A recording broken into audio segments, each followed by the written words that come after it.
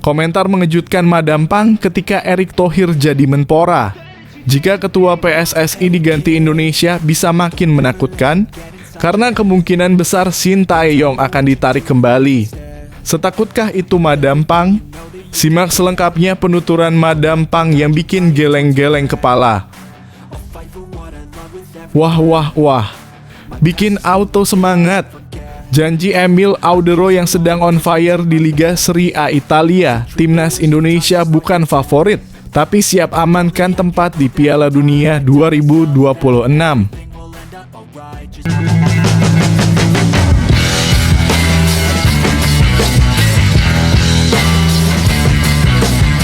Sebelum kita lanjut ke berita terlengkapnya, alangkah mulianya bagi kalian untuk tekan tombol like dan yang belum subscribe, tolong subscribe channel ini. Komentar mengejutkan Madam Pang ketika Erick Thohir jadi Menpora. Jika ketua PSSI diganti Indonesia bisa makin menakutkan, karena kemungkinan besar Shin Tae-yong akan ditarik kembali. Setakutkah itu Madam Pang? Simak selengkapnya penuturan Madam Pang yang bikin geleng-geleng kepala. Dunia sepak bola Asia Tenggara kembali diguncang dengan kabar mengejutkan yang datang dari Indonesia. Penunjukan Erick Thohir sebagai Menteri Pemuda dan Olahraga dalam kurung Menpora Republik Indonesia rupanya menarik perhatian media asing, termasuk dari Thailand. Yang paling mencuri perhatian adalah komentar dari tokoh sepak bola terkemuka Thailand, Nualpan Lamsam, atau yang akrab disapa Madam Pang. Dalam wawancara yang dikutip oleh salah satu harian lokal Thailand, Madam Pang memberikan pernyataan yang cukup mengejutkan mengenai Erick Thohir. Ia mengaku kagum dengan transformasi besar yang terjadi di tubuh timnas Indonesia selama kepemimpinan Erick sebagai Ketua Umum PSSI. Namun juga menyampaikan kekhawatiran jika Erick harus melepaskan jabatannya tersebut karena kini menjabat sebagai Menpora. Indonesia adalah tim paling berkembang saat ini di Asia Tenggara. Mereka bermain cepat, agresif, dan sangat disiplin. Perubahan besar itu tidak mungkin terjadi tanpa sosok Erick Thohir, kata Madam Pang dalam kutipannya. Menurutnya, Erick adalah figur penting yang telah mengubah wajah sepak bola Indonesia dalam waktu singkat. Di tangan Erick, timnas Indonesia berubah menjadi kekuatan baru yang sangat diperhitungkan di level ASEAN. Mulai dari struktur organisasi, kompetisi domestik, hingga strategi pembinaan pemain muda, semuanya mengalami perbaikan signifikan. Namun di balik pujian tersebut, Madam Pang juga melontarkan kekhawatiran yang cukup dalam. Ia menyebut bahwa apabila Erick Thohir harus mundur dari PSSI karena jabatannya sebagai Menpora, maka bisa terjadi kekosongan arah yang berisiko mengganggu stabilitas sepak bola Indonesia yang tengah menanjak. Pergantian pucuk pimpinan federasi itu bukan hal kecil. Jika Erick pergi, siapa yang akan melanjutkan program besar yang sedang berjalan? Apakah orang baru bisa memahami visi yang sama? Ungkapnya. Madam Pang juga menyoroti situasi terkini timnas Indonesia yang kini berada di bawah asuhan pelatih asal Belanda, Patrick Kluivert. Meski masih dalam tahap awal, ekspektasi terhadap Kluivert sangat tinggi, terutama dalam menghadapi ronde keempat kualifikasi Piala Dunia 2026. Ia menyebutkan bahwa jika Kluivert gagal, ada kemungkinan besar Indonesia akan memanggil kembali mantan pelatih mereka, Shin Tae-yong. Dan inilah yang menurutnya bisa membuat negara-negara ASEAN, termasuk Thailand, semakin khawatir. Shin Tae-yong itu pelatih yang sangat berbahaya. Dia tahu cara memaksimalkan kekuatan pemain Indonesia. Jika dia kembali, Indonesia bisa jadi jauh lebih menakutkan dari sebelumnya, ujarnya. Shin Tae-yong sendiri memang meninggalkan jejak mendalam selama menangani timnas Indonesia. Ia dikenal disiplin, tegas, dan memiliki pendekatan yang modern dalam membangun tim. Di bawah arahannya, Indonesia tak hanya lolos ke berbagai turnamen besar, tapi juga menunjukkan performa luar biasa melawan tim-tim yang sebelumnya sulit ditaklukkan. Madam Pang menilai dengan fondasi pemain muda yang sudah dibangun oleh STY sebelumnya, kembalinya pelatih asal Korea Selatan itu bisa membawa efek luar biasa. Terlebih jika program-program pengembangan usia muda tetap dilanjutkan oleh federasi, siapapun nanti yang akan memimpinnya. Saya tidak ingin membayangkan jika Indonesia kembali dilatih Shin Tae-yong, apalagi kalau sistemnya berjalan lebih rapi. Itu bisa jadi mimpi buruk bagi kami, dalam kurung, Thailand, tambahnya. Meski begitu, hingga kini belum ada keputusan resmi dari Erick Thohir mengenai apakah ia akan tetap memegang jabatan Ketua Umum PSSI setelah menjadi Menpora. Beberapa pihak menyuarakan agar Erick tetap memimpin PSSI, setidaknya hingga seluruh program besar seperti Piala Asia U-Strip 23 dan kualifikasi Piala Dunia selesai. Di sisi lain, ada pula yang berpendapat bahwa jabatan Menpora justru akan memperkuat dukungan pemerintah terhadap kemajuan olahraga, termasuk sepak bola. Erick Thohir dinilai punya kemampuan untuk menjalankan dua peran strategis secara bersamaan, meskipun tantangan administratif dan politik tentu tidak bisa dihindari. Satu hal yang jelas, komentar dari Madam Pang ini mencerminkan bagaimana Indonesia kini menjadi sorotan dan diperhitungkan secara serius di kawasan ASEAN. Perjalanan panjang dan reformasi besar yang dilakukan di tubuh sepak bola nasional mulai membuahkan hasil nyata, baik dari sisi prestasi maupun mentalitas pemain. Indonesia bisa menjadi raja baru di Asia Tenggara. Tapi itu hanya akan terjadi jika mereka tidak kehilangan arah, tutup Madam Pang dalam wawancaranya. Kabar ini tentu menyulut perbincangan hangat di kalangan pecinta sepak bola Indonesia. Apakah Erick Thohir akan tetap menjadi nahkoda PSSI? Apakah Patrick Kluivert mampu membawa timnas Indonesia ke level lebih tinggi? Dan yang paling menarik, mungkinkah Shin Tae-yong kembali untuk menyempurnakan kebangkitan Garuda? Hanya waktu yang bisa menjawab. Namun satu hal pasti, sepak bola Indonesia kini tengah berada dalam sorotan. Bukan hanya karena prestasinya, tapi juga karena dinamika internal yang menarik perhatian seantero Asia Tenggara.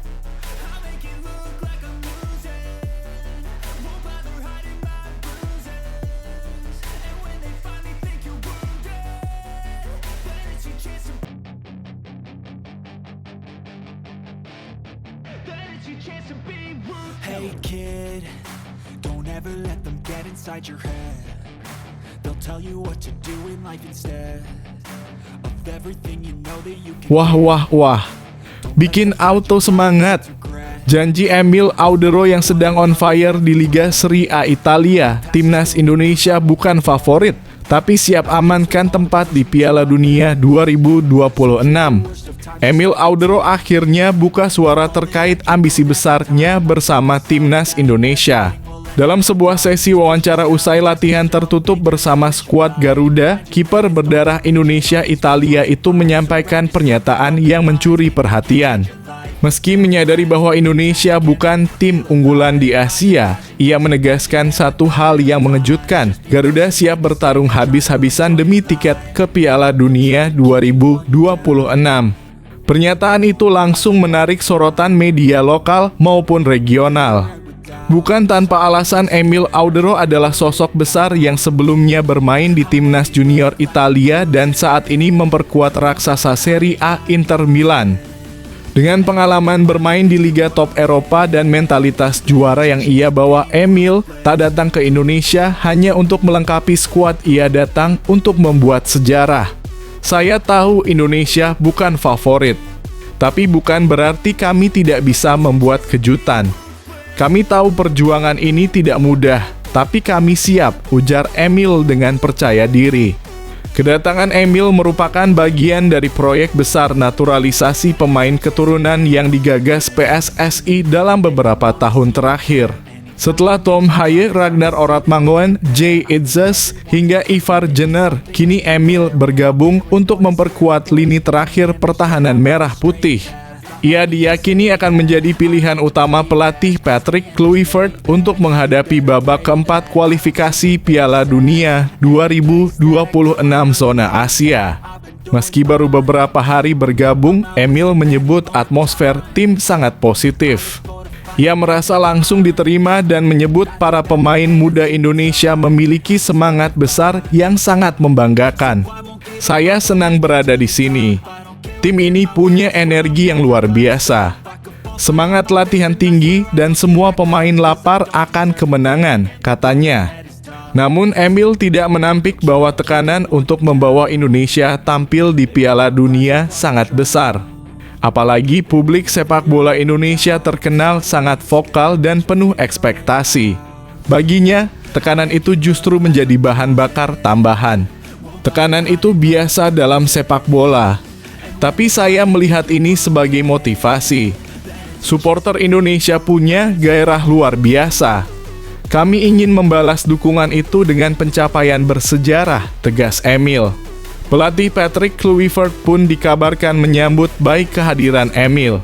Ia menyebut Emil sebagai sosok dengan kualitas top yang bisa menjadi pilar penting dalam membentuk tim yang lebih solid secara defensif.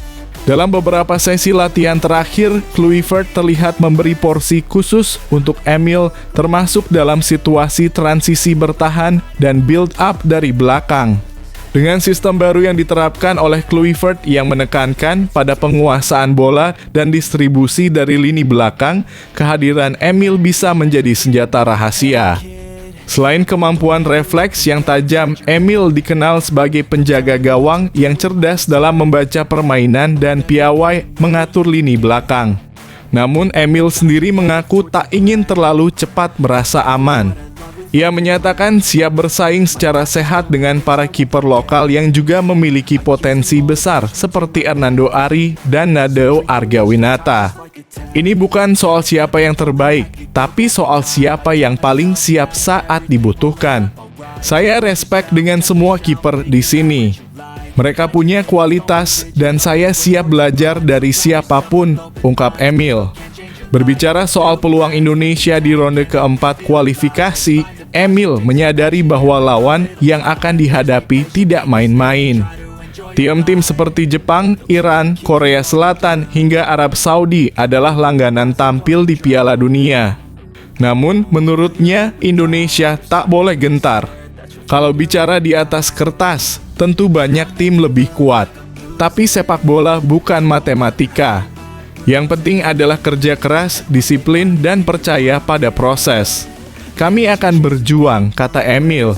Ia bahkan mengutip contoh dari kisah sukses tim-tim non-unggulan yang mampu membuat kejutan di level tertinggi.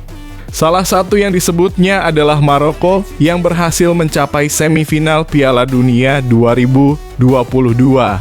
Tidak ada yang menyangka Maroko bisa sejauh itu. Tapi mereka punya semangat, disiplin, dan keyakinan. Itu yang ingin kami bawa ke Indonesia, tambahnya.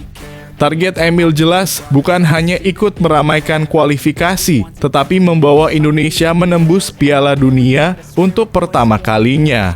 Ia menyebut bahwa ini bukan sekadar mimpi, tapi tujuan yang sangat realistis jika semua pihak bekerja sama dari federasi, pemain, pelatih, hingga supporter. Indonesia belum pernah tampil di Piala Dunia. Kami ingin menjadi generasi pertama yang mewujudkannya. Kami ingin mencatat sejarah, ujarnya tegas. Respons publik terhadap janji Emil ini sangat positif.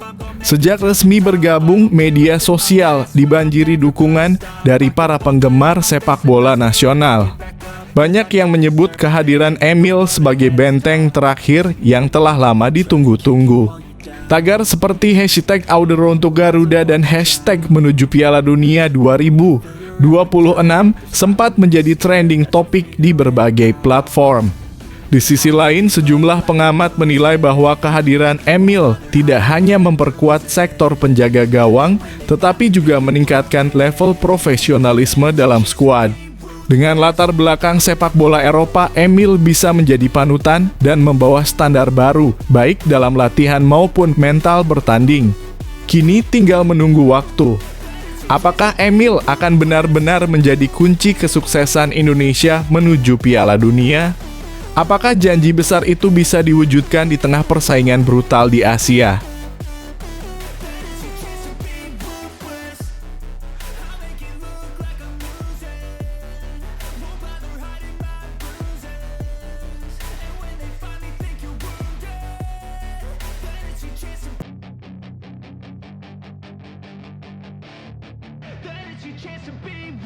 Hey kid, don't ever let them get inside your head. They'll tell you what to do in life instead of everything you know that you could get. Don't let them guide your life towards regret. I'll fight for what I love with every breath. My past is filled with things I won't forget. I use them all to push me to my best. So treat the worst of times just like a test.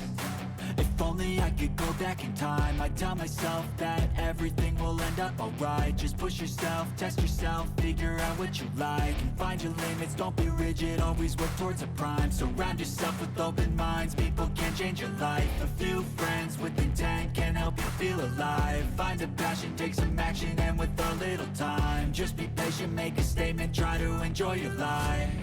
They'll try to kick you while you're down. They wanna rise up while you drown.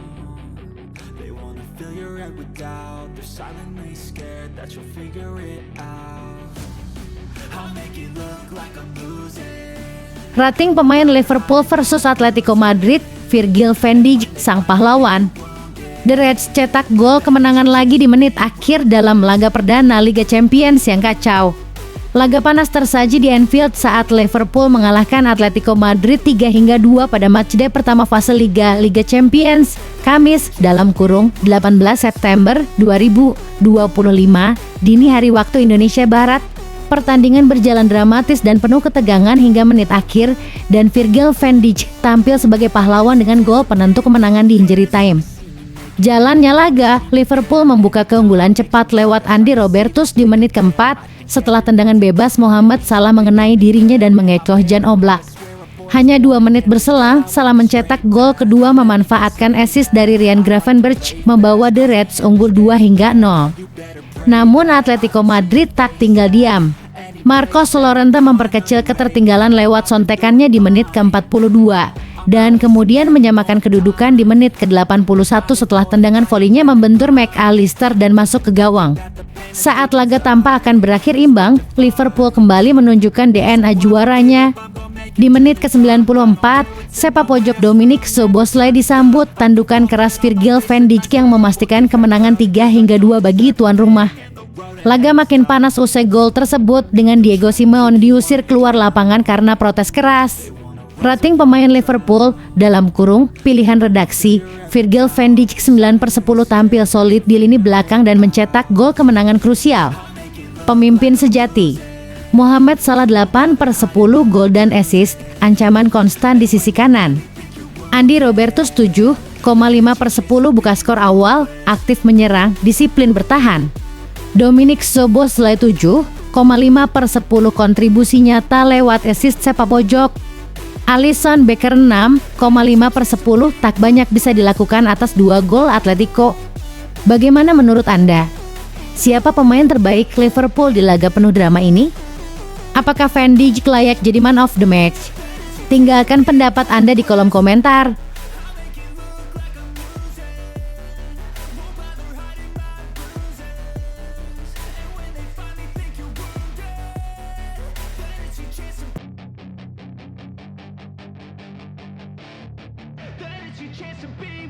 Hey kid, don't ever let them get inside your head. They'll tell you what to do in life instead of everything you know that you could get. Don't let them guide your life towards regret. I'll fight for what I love with every breath. My past is filled with things I won't forget. I use them all to push me to my best. So treat the worst of times just like a test. If only I could go back in time, I'd tell myself that everything will end up alright. Just push yourself, test yourself, figure out what you like, and find your limits, don't be rigid, always work towards a prime. Surround yourself with open minds, people can change your life. A few friends with intent can help you feel alive. Find a passion, take some action. Thierry Henry demi validasi, Arsenal harus juara musim ini. Arsenal sudah 3 musim berturut-turut finish sebagai runner-up di Liga Inggris. Legenda klub, Thierry Henry, memberikan pesan tegas, demi validasi sejati The Gunners harus meraih gelar juara musim ini. Dalam 3 musim terakhir, Arsenal selalu kalah bersaing dengan Manchester City dan Liverpool. Meski tampil kompetitif, hasil akhirnya tetap nihil trofi.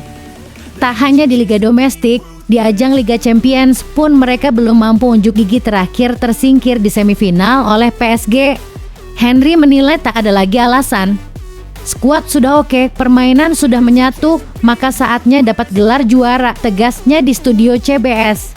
Ketika ditanya apakah itu berarti Liga Inggris atau Liga Champions, jawaban Henry tegas, apapun itu, mereka harus menangi trofi musim ini. Menurutnya, finish di posisi 2 bukanlah pencapaian jika tidak berujung pada gelar. Demi validasi, mereka harus juara, ujar sang legenda yang pernah mempersembahkan 5 gelar untuk Arsenal, termasuk 2 trofi Premier League.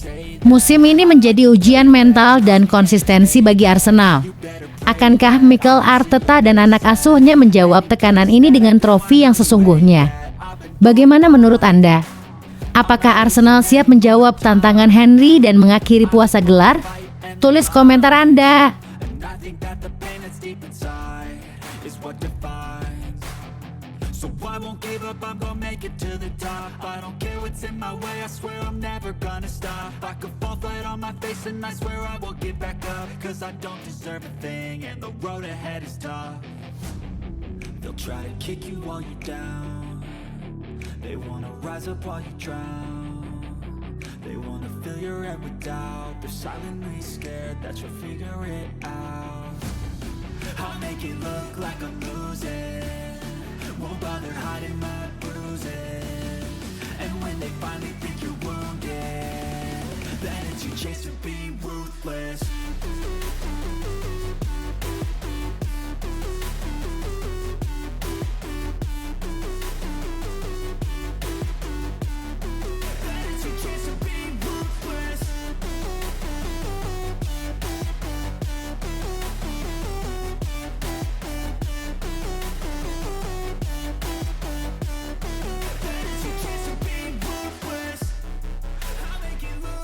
Gelandang Manchester United era Sir Alex Ferguson masuk daftar pelatih baru menggantikan Ruben Amorim.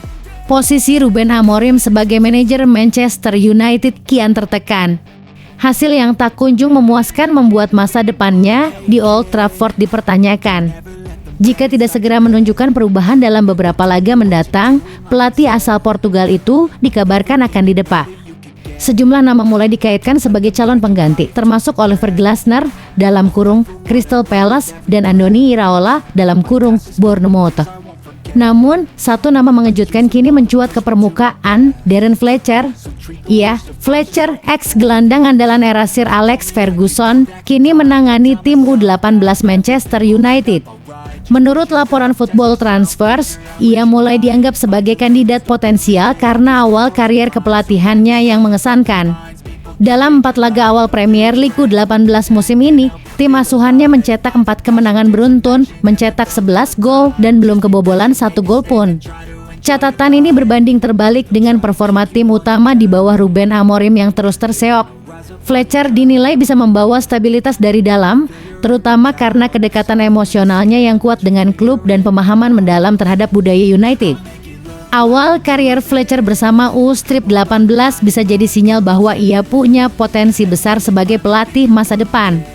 Bagaimana menurut Anda? Apakah Darren Fletcher layak diberi kesempatan menangani tim utama Manchester United? Yuk, beri pendapat Anda di kolom komentar.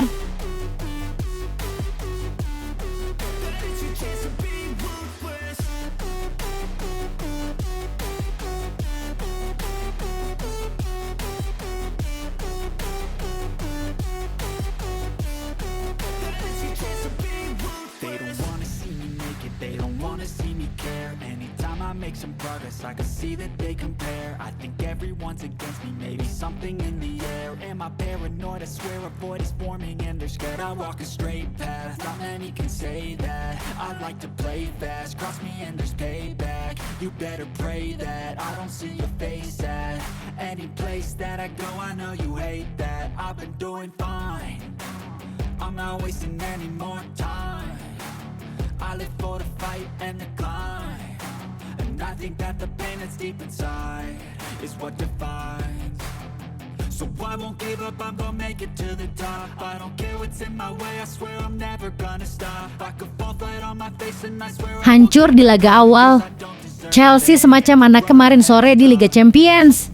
Chelsea harus menelan kenyataan pahit di laga pembuka Liga Champions musim ini.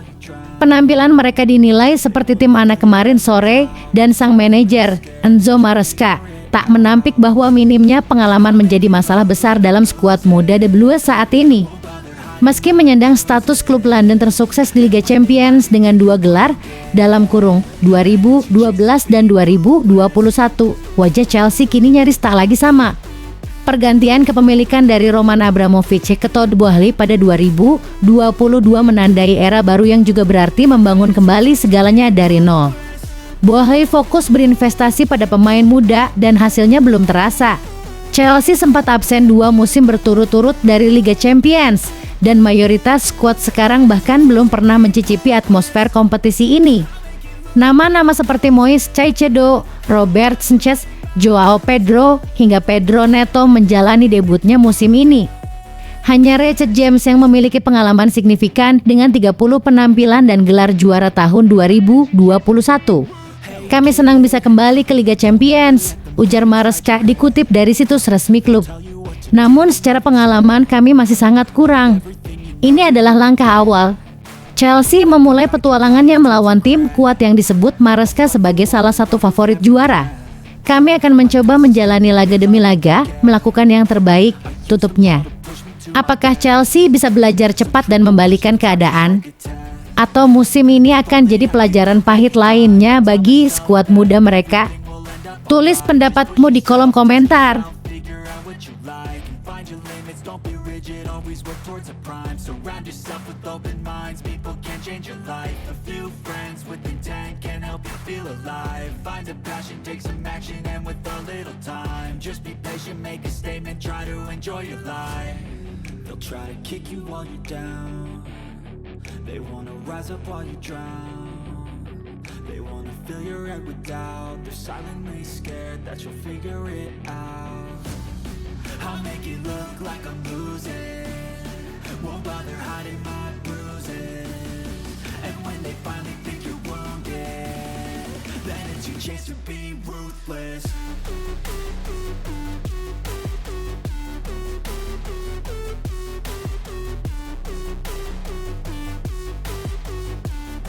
Then it's your chance to be ruthless.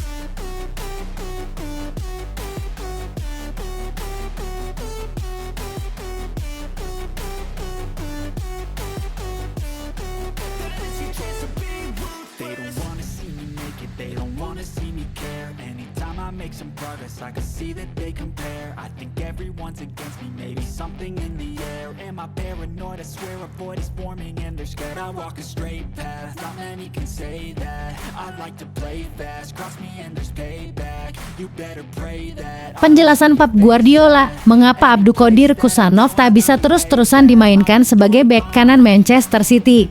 Meski tampil memukau saat Manchester City menundukkan Manchester United 3-0, Abdulkadir Kusanov belum akan jadi solusi jangka panjang di posisi bek kanan. Pep Guardiola memberikan penjelasan jujur mengenai alasan dibalik keputusannya. Kusanov, pemain muda asal Uzbekistan, dipuji karena kecepatan, kekuatan duel udara, dan ketenangan dalam tackle. Penampilannya mengundang decak kagum fans yang berharap eksperimen ini dijadikan permanen. Namun, Guardiola menepis anggapan tersebut. Dia bermain sangat bagus, menutup sisi kanan dengan baik, tapi kami harus bermain setiap 3 hari, tidak ada manusia yang bisa terus-menerus melakukan itu, ujar Pep. Guardiola mengakui fisik Kusanov mengesankan, namun menyebut bahwa tekanan dan intensitas jadwal City terlalu berat untuk pemain muda berusia 21 tahun mengisi peran itu secara penuh waktu. Ia juga menyinggung bahwa sesekali energi Kusanov membuatnya terburu-buru dalam mengambil keputusan. Kekosongan di bek kanan memang menjadi isu setelah kepergian Joe Cancelo dan Kyle Walker. Guardiola sempat mencoba berbagai alternatif, Matheus Nunes, Rico Lewis, hingga rotasi gelandang, tapi belum ada yang konsisten. Isu ini membuka kemungkinan City kembali ke bursa transfer. Nama seperti Denzel Dumfries dalam kurung Inter Milan dan Tino Livramento dalam kurung Newcastle mulai dikaitkan dengan City untuk musim 2026. Kemenangan atas United memang gemilang, tetapi Guardiola sadar tanpa bek kanan spesialis, lini belakangnya bisa jadi titik lemah musim ini. Bagaimana pendapat Anda? Haruskah Guardiola beri kepercayaan penuh pada Kusanov atau City perlu rekrut B kanan baru? Tinggalkan komentar Anda.